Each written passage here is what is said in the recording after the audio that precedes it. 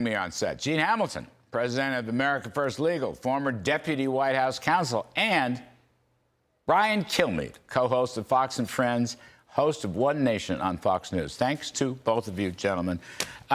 Did you see any of the interview I did with Mayor Eric Adams? Yeah. What'd you think? Number one, I think he's motivated. I think he has a new breath of life. Yeah, absolutely. Right. I mean, even when President Trump decided to have a meeting with him, with Joe Biden wouldn't do, I felt like he was dispirited. I can't get into the details of his case. I really can't. Turkish something, first class, whatever happened. To me, it didn't represent the magnitude of the scandal when the Democratic Justice Department, even though they should be apolitical, to go after him. But having said that, he joined us on the couch yesterday, and he said, I slept 90 minutes. I was getting calls all night. People were running over to him saying, this guy can't win. I have a legitimate shot now. And now Cuomo looks like he's bowing out, not going to run as independent. That's even better, isn't it? Yeah. So I think that if he is able to get the moderates.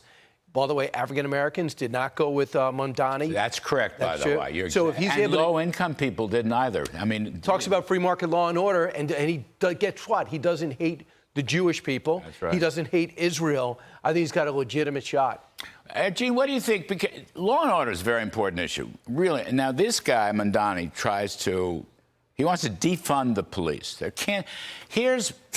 Here's Eric Adams, one of his single best appointment. He puts Jessica Tisch in as police commissioner. She starts front-loading cops into the subway system. Guess what? In the first quarter, crime is down about 20%. That's not a coincidence, okay?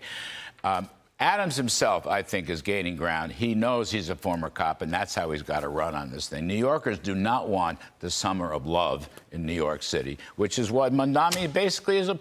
To me, crime, law and order, safety is an enormous issue, and the socialists can't touch it. They're nowhere near it.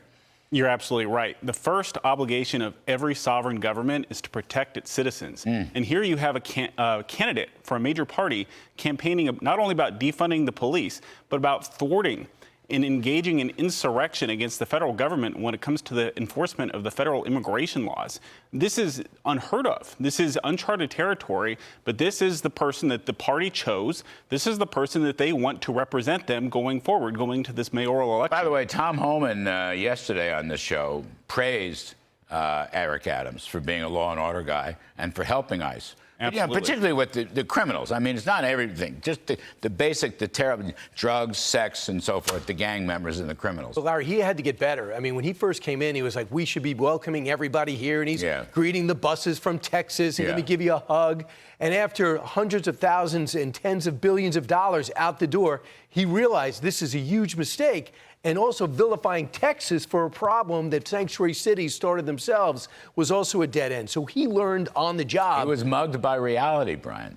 I've heard about that. Another liberal mugged by reality. If I could have used that sentence, we would have saved 90 seconds in the show. I apologize. How dare I? In all seriousness, that's the way I look at it. Okay, another thing I want to talk about. We're talking about with Tommy Tuberville, Senator Tuberville.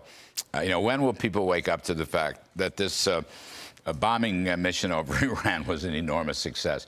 But I want to go back to the leaker from the national security, defense security.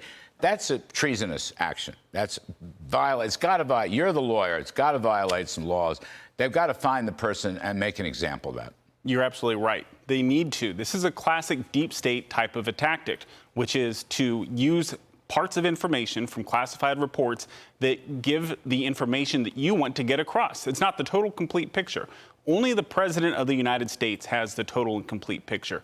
And under our Constitution, he's vested with the executive power. He's the one who gets to make these decisions, not some deep state bureaucrat who's leaking things maybe to someone on the Hill. Maybe they have some buddies in the press.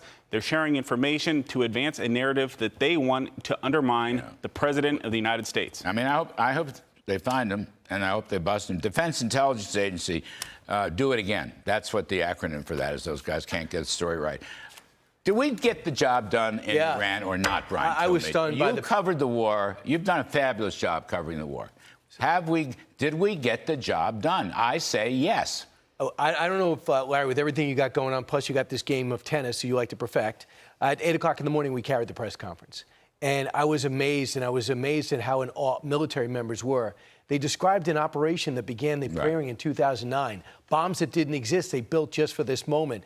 Execution's been over and over again. I ask you this, they had 3 places to go. They had to hit all the targets. They hit all the targets with the biggest bomb, non-nuclear bombs in the history of man. That's what you need to know. And we also know there's going to be, we thought we had all the centrifuges. We got most of the centrifuges.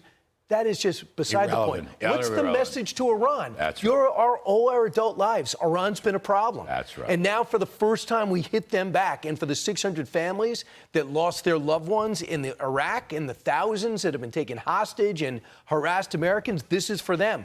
I don't think anything will ever be the same for the better after that attack today. Iran is out of commission. I don't care what the left says. Iran is out of commission. The whole Middle East, you wait and see. The Abraham Accords are going to be the whole Middle East. Trade, investment, economic growth. It's right after Gaza. They don't fix Gaza first.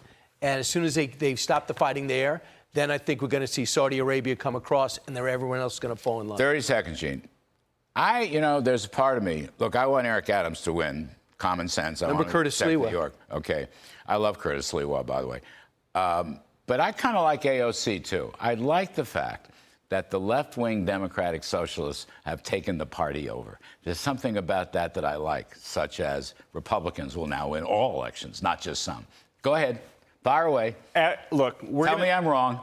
I'm in love with AOC. You're not wrong. You're pulling the party so far to the left you can't see it anymore. I need a bigger teleprompter to have it on the screen. That's right. Look, we're going to see how this all plays out in 2026 and in 2028. Yes. We might have a short-term loss here in the crown jewel city of the United States, which would be terrible, but this is going to play out really well for conservatives in 26, 28, and thereafter because people are going to see the results of these policies. They're going to see the results of this lawlessness, and they are not going to like it. Summer of love, I'll tell you. You cannot be that stupid to campaign on defunding the police. I mean, not even Joe Biden was in favor of that. I got to go. You guys are great. Gene Hamilton, thank you. Good to see you. Brian Kilmeade, thank you.